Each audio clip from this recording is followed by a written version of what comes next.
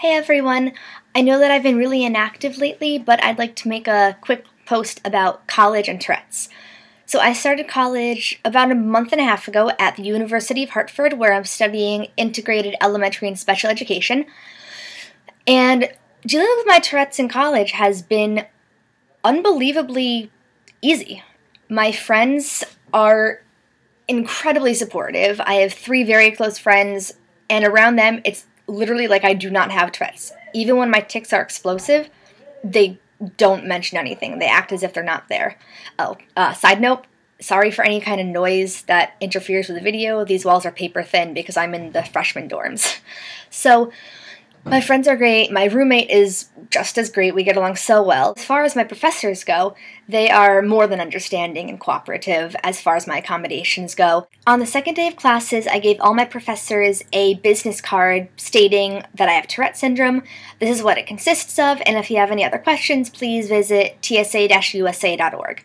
And it was really helpful for them to just be able to have a little card that they could read without having to go into a whole conversation and explanation when they're getting ready for another class. So that was really helpful, and it also showed that I was my own self-advocate, which really made a good mark on my professors. So I'm really glad I did that.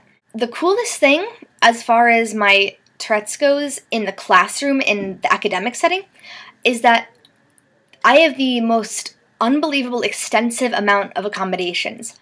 Compared to my high school, I mean, this is leagues beyond.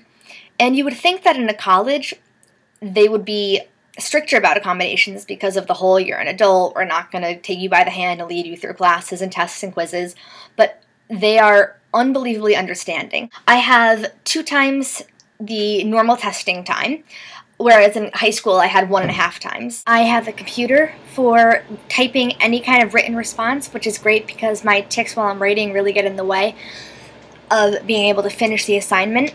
I also get breaks during exams. They're 3 to 5 minutes and they don't count towards the time that I'm allotted to finish the assignment.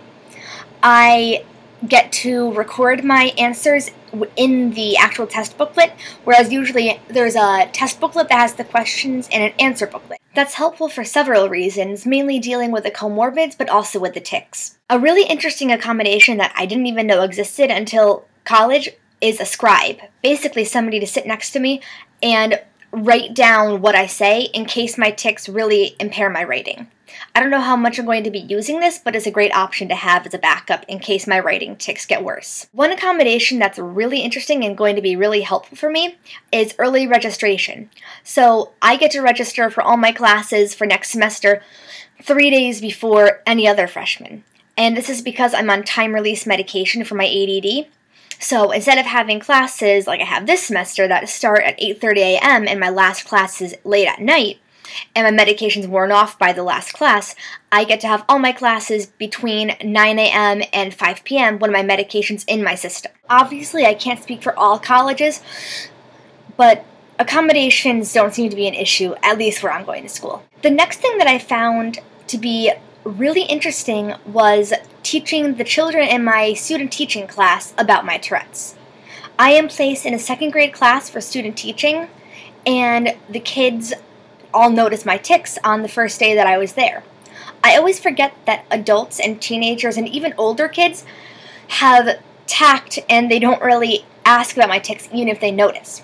Little kids, on the other hand, don't have a filter.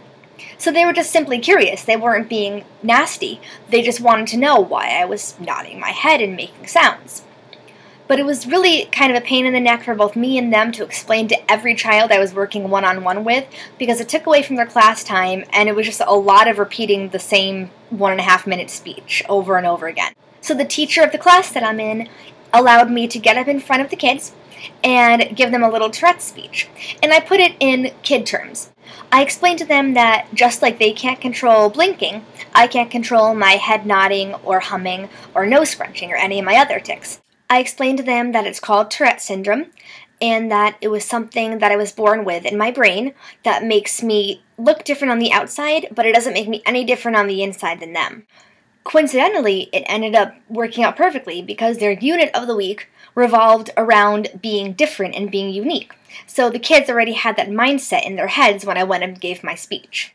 Overall, dealing with Tourette's in college is really not that big of a deal. It's a really awesome experience to be able to go about life and not think about Tourette's. It's a really new thing for me because I've had tics since I was 3. And it's awesome to have this sense of being free from social stigma and the fear of being laughed at and stuff. So for any parent of a ticker approaching college age, or for any teenager approaching college age, there's not as much to worry about as you might think there is. So despite the inhuman amount of homework that I have, which I'm currently procrastinating on by making this video, I should probably get on that. Anyway, I'm still going to try to make some videos. So, if you have an idea of a topic that you want me to cover, please leave it in the comments section on the video, and I'll try to get to that. I hope you all have an absolutely lovely day, and keep on ticking, guys. Bye!